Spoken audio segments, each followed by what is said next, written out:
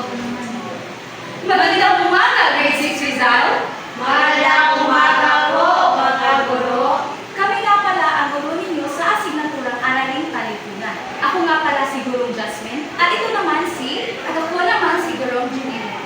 Sa ngayon, ako muna ang bago tayo magsimula sa ating tatalakayin ngayon, tayo ay tumayo at manalangin. Lovely.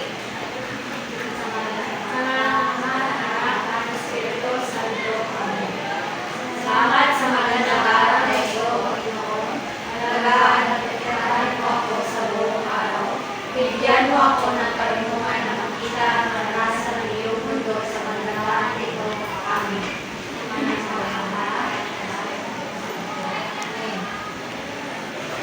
Maaari na kayo tumayo? Oo po. So, ano ba ang nararamdaman niyo sa umagang ito ngayon? Mainit. O, tama, mainit, di ba? May nagugutom, may naiinitan, at may nauuhaw rin. So, sino ang may gusto dito na mag-activity? Kami po. Okay.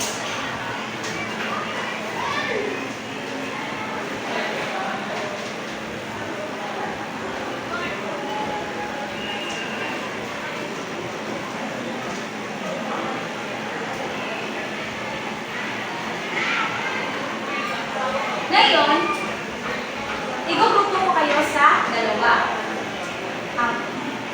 Hindi pala dalawa. May kapares pala kayo. By pair ito na aktibidad.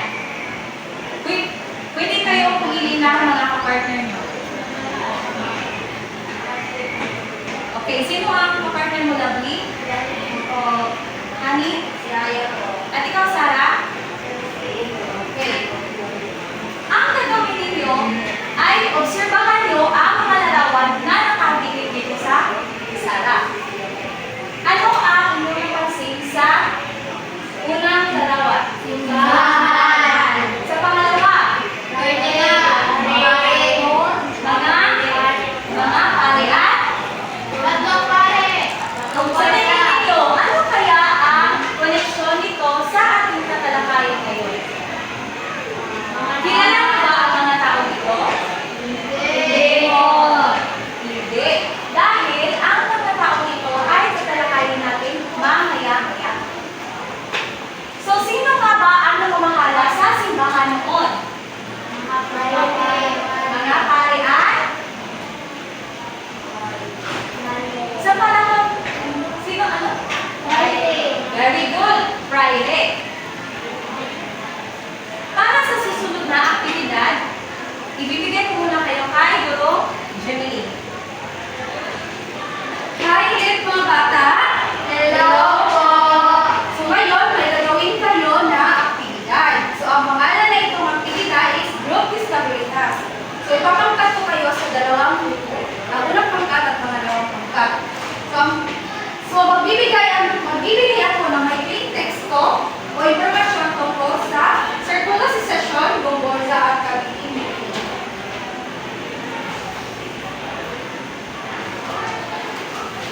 So, ngayon, basahin nyo ito ng mabuti at dito sa ubos is may mga tanong. Basahin nyo lamang ito ng mabuti at sagutan nyo ng maayos.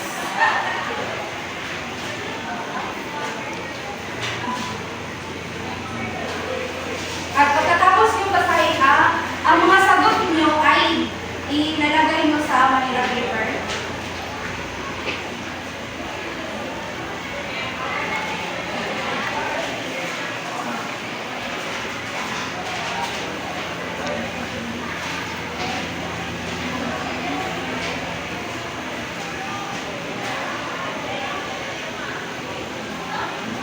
Bibigyan ko lamang kayo ng 5 minuto para magsagot.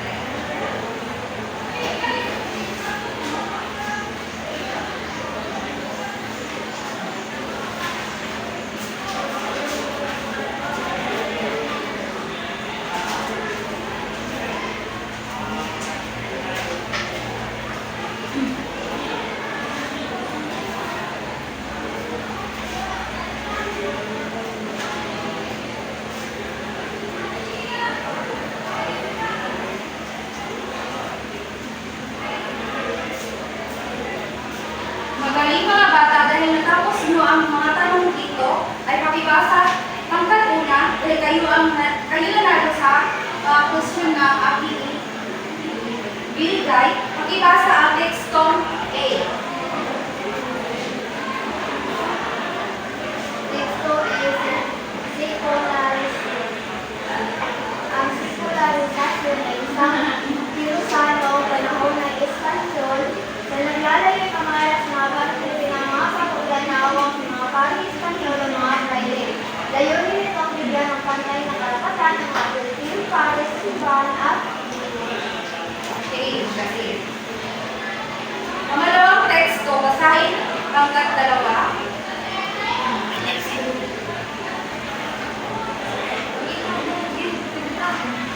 Gusto ni Gomorza, ang Gomorza, kinasama ang pangalan ng tatlong paring Pilipino na sila. Padre Mariano Gomez, Padre Lucio Gomez, Padre Nascimento Zara. Sila ay kilala sa pagtatanggol ng karapatan ng mga Pilipino para sa pagsusulong ng sekularisasyon. Noong Febreros, silang 1872 sila ay binitay sa mga na Larote, matapos madawin sa Cavite. Okay, sabay-sabay natin basahin ang teksto C, Cavite Mutiny. ang Cavite Mutiny ay isang pag-aalsa na naganap noong Enero 1872 sa Fort San Felipe, Cavite. Nagsimula ito dahil sa di pagkakakawaan sa buwis at sa pilitang paggawa. Pinagmulaan ng mga malaking Espanyol na may mga paring Pilipino ang sagot dito kaya nagmuli at natulan ang mga muro. Okay? Pangkat una. Ano ang circularization? Pakibasa? Ang circularization ay isang pilusan noong panahon ng Espanyol. Pangalawang katanungan. Ano ang layunin ng pilusan? Ang layunin nito ay bigyan ng pantay na karapatan ng mga Pilipinong pari. Pangatlong katanungan. Ano ang Cavite Mutiny at sino ang bumorda? Ang Cavite Mutiny ay isang pag-aalsa noong Enero 1878 sa Fort San Felipe, Cavite. Ang Gomorza ay ang tatlong paring Pilipino na hinatulan ng kamatayan. Okay, pangkat dalawa. Pakibasa ang inyong mga sagot. Ang circularization ay isang pilusan noong panahon ng Espanyol. Bigyan ng pantay na karapatan ng mga Pilipino para sa simbahan at lipunan. Ang Cavite Mutiny ay isang pag-aalsa na naganap noong Enero 20, 1872. Ang Gomorza ay ang tatlong pari na pinagtanggol ang mga karapatan ng mga Pilipinong pari. Titignan muna natin yan pagkatapos ng discussion ni Binibining Lomen inyong mga sagot kung tama ba o mali. Ibibigay ko kayo kay Binibining Lomen. Hello, class! Naku, parang walang enerhiya ang lahat dito. Again, hello class! Hello po! Okay. Base sa aktibidad na inyong ginawa kanina lang, ano ang epekto ng hindi pagbibigay ng karapatan sa Pilipinong pari? Sa tingin mo, ano kaya ang epekto nito? May epekto nga ba? O wala? Ano sa tingin nyo? Sa gustong sumagot, itaas lamang ang kamay.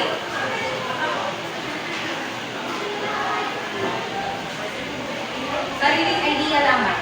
Yes, Sabi? Tingin ko ang epekto ay Base sa mga walang teacher, walang pagkakaroon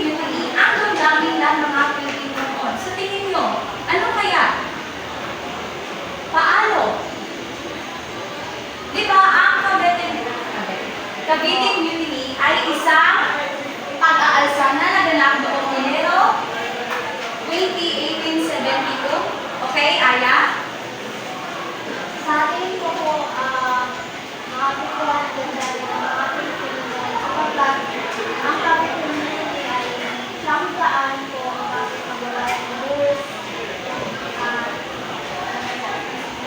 at sa tinitang paggawa ng mga Tama. Bigyan natin ng 3 bagsa ang pangkat-1 at pangkat-2 dahil tama ang inyong mga sagot. Ngayon, isa. 1, 2. Ngayon, may idea na ba kayo kung ano ang tatalakayin natin ngayong araw? Ah,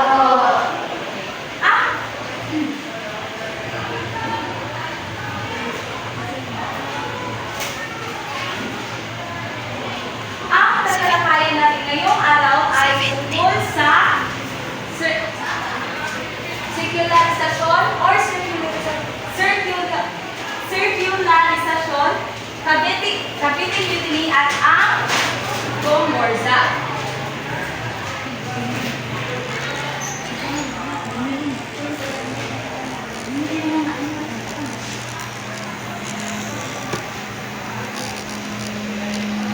So sa paraan natin sa pagdidiskusyon, ang gagawin ko ay igugrupo ko kayo sa 2 pangkat. Kagaya ng grupo nyo kanina, may isusulat kayo dito kung ano ulit ang inyong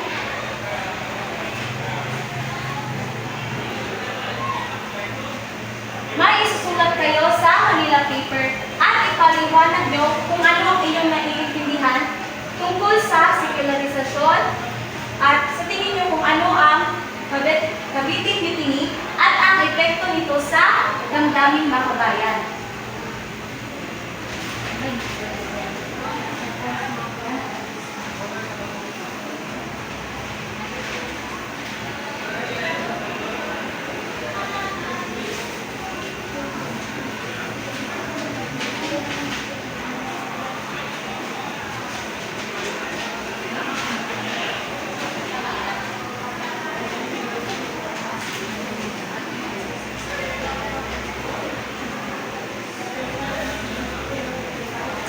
Habang nagsusulat kayo dyan, magsisimula na ako mag-discussion.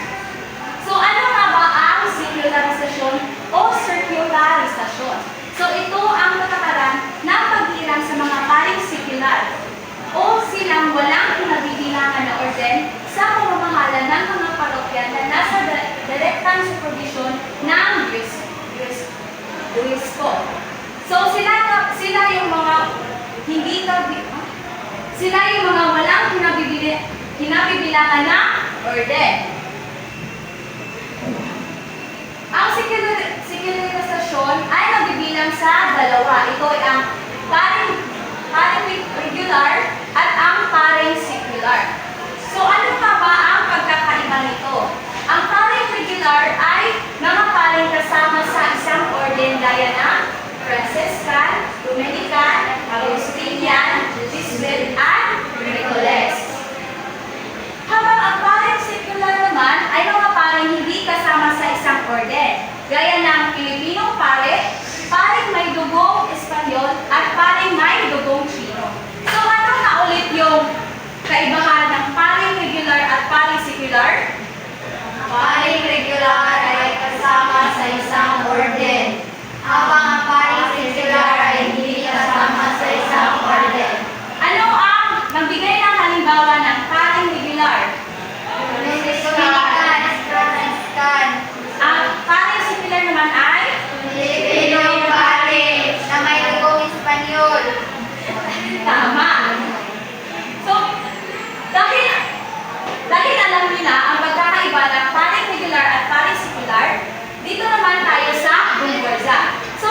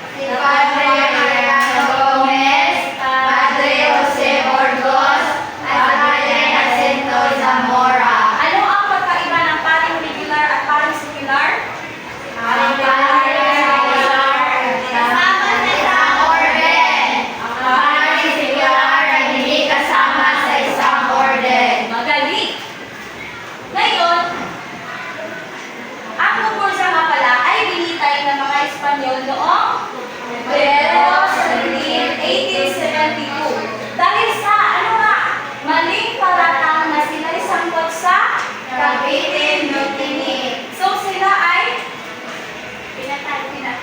binalatangan or nagpatatangan sila nang hindi naman nila ginawa na pinag-aakala na sila ay kasangkot sa Awitin Mutiny.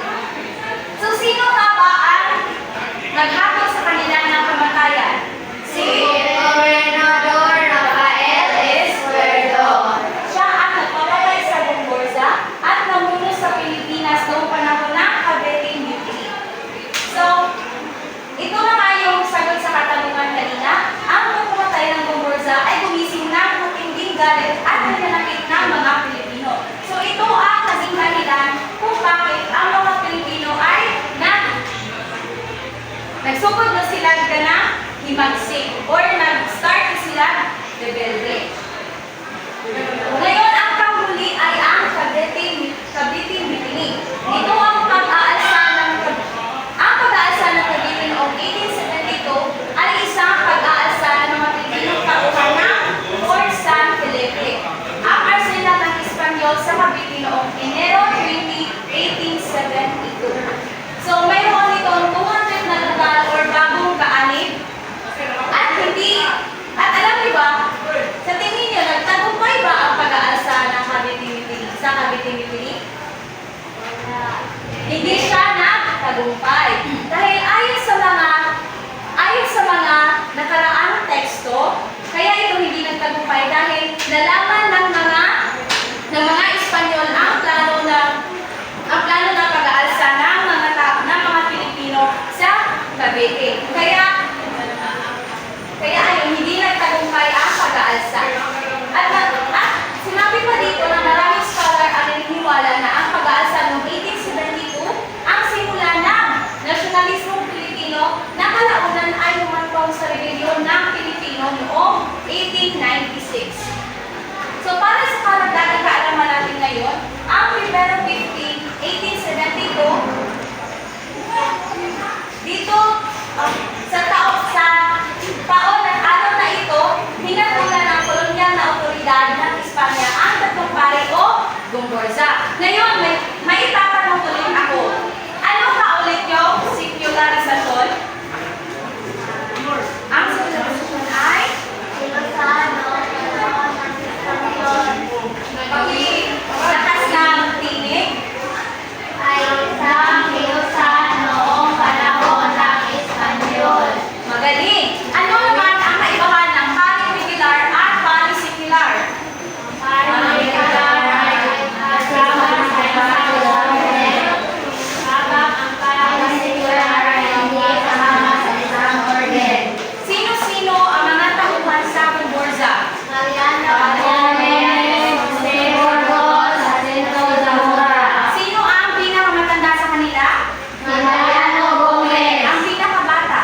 Jose Burgos. Magaling. Ano nga ulit yung Cavite Mutiny? Isang pag-aalsa noong 1872. Kailan pinatulan ng kolonyal na otoridad ng Espanya ang tatlong pari? Pebrero 15, 1872. Kailan binitay ang tatlong pari? Pebrero 17, 1872. Magaling. Ngayon,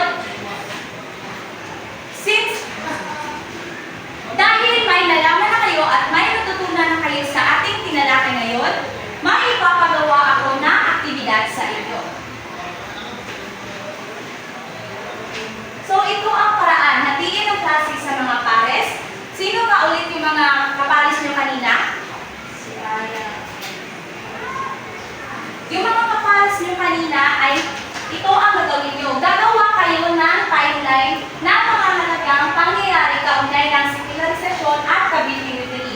So, may timeline sheet ako dito. Dito nyo ilalagay ang inyong mga sagot. Ang inyong ilalagay lamang ay betsa at kung ano ang nangyari sa araw na yan. O sa taong.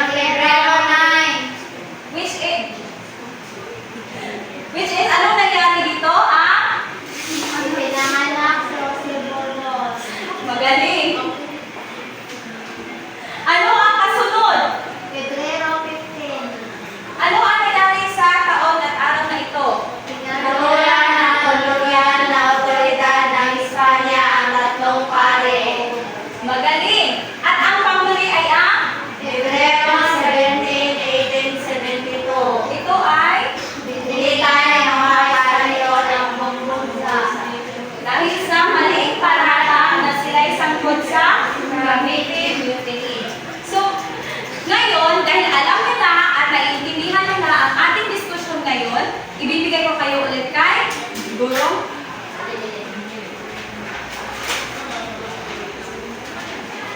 Para sa ating pagtataya,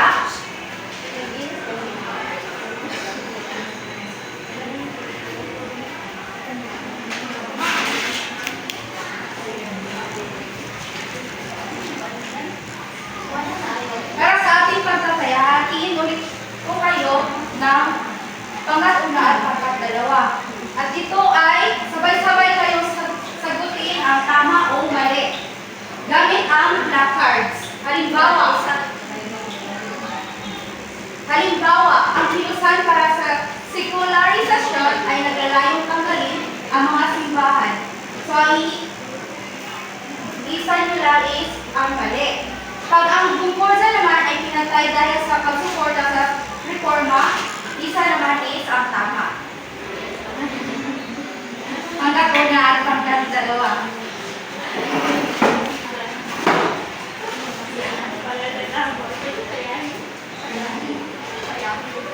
Pakibasa ang unang katanungan.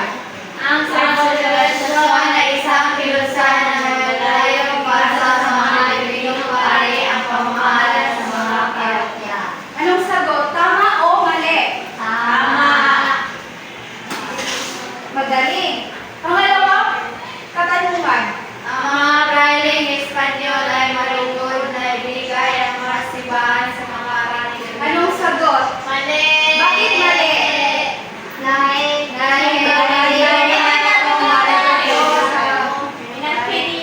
Tama.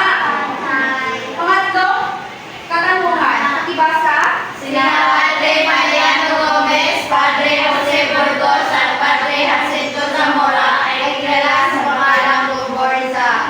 Anong sagot? Tama. Pang-apat na katanungan. Ang pagpipili ay isang pag-alusan ng Pilipino magkawat sa dalos ng Northern Philippine Catholic Minero 2022. Anong sagot? Tama. Panglima. Ang tatlong paring Pilipino ay natulan ng kamatayan sa pagitan ng pagkatay at sa kasong pagnanakaw. Anong sagot? Mali! Bakit mali? Hindi pa dahil sa Tama. Magaling. Pang-anim. ang pagpilay sa Gumborza ay nagpasiklang sa damdaming kabahayan ng mga Pilipino. Tama! Magaling. Kapito. Si Padre Mariano Gomez ay pinakabata sa tatlong paring binitay noong 1872. Anong sagot? Mali! Bakit mali? Dahil si Padre Jose Burgos ang pinakabata. Tama. Pang-walo. Isa sa layuning kilusan para sa sekularisasyon ay ang pagpapantay-pantay ng mga paring Pilipino at mga paring Espanyol. Anong sagot? Tama! Magaling. Ikasya. Ang pagtitim mutiny ay nagsimula sa Revolusyon Pilipino noong 1896. Tama! Tama. Ikasappo. Pinagpilitan ng pamahalaang Espanyol ang mga Pilipino pare dahil sa inalang sila ang utak ng mga pag-aalsa. Anong Tama! Para sa inyong takdang alin, pakibasa. Gumuhit na larawan na sumisimbolo sa pagkakapantay-pantay at karapatan ng bawat isa sa lipunan. Isulat sa likod ng papel ang kahulugan ng iyong guhit. Okay. Para sa inyong takdang aralin, gumuhit ng larawan na sumisulo sa pagkapantay-pantay at karapatan ng bawat isa sa lipunan. Saan ito is susulat? Sa isang papel. Malinis na papel. Bago tayo magtatapos ay may tatanong muna ako. Ano ang natutunan mo tungkol sa sekularisasyon at pag-ibig mo? Isa lamang yung kamay sa gustong magsagot.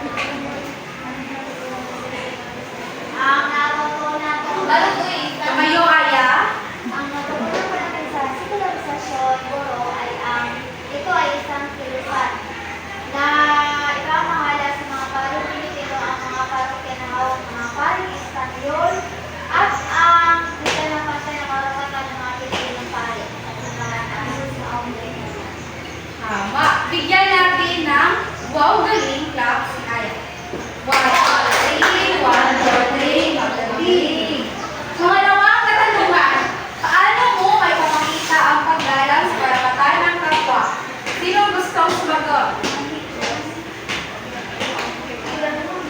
Ani? May papakita ko ang paggalang sa karapatan ng kapwa sa pamamagitan ng pagtrato sa aking kapwa na pantay-pantay. Okay, bigyan natin ang maugaling si Aya.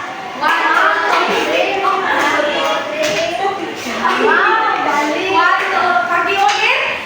1, 2, 3. 1, 2, 3. Galing. Pangatlo, katanungan. Paano ka magiging makabalan sa simpleng paraan?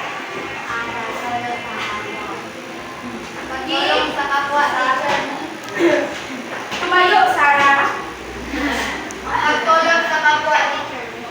Ibigyan natin ang maugaling tao si Sarah. 1, 2, 3. 1, 2, 3. Wow, galing! So, ano nga ulit yung, sino-sino nga ulit yung gumborda?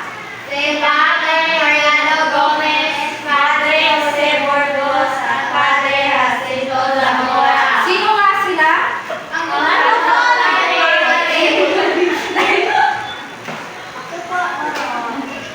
Okay, naiintindihan niyo na ang nilalakay namin ngayon.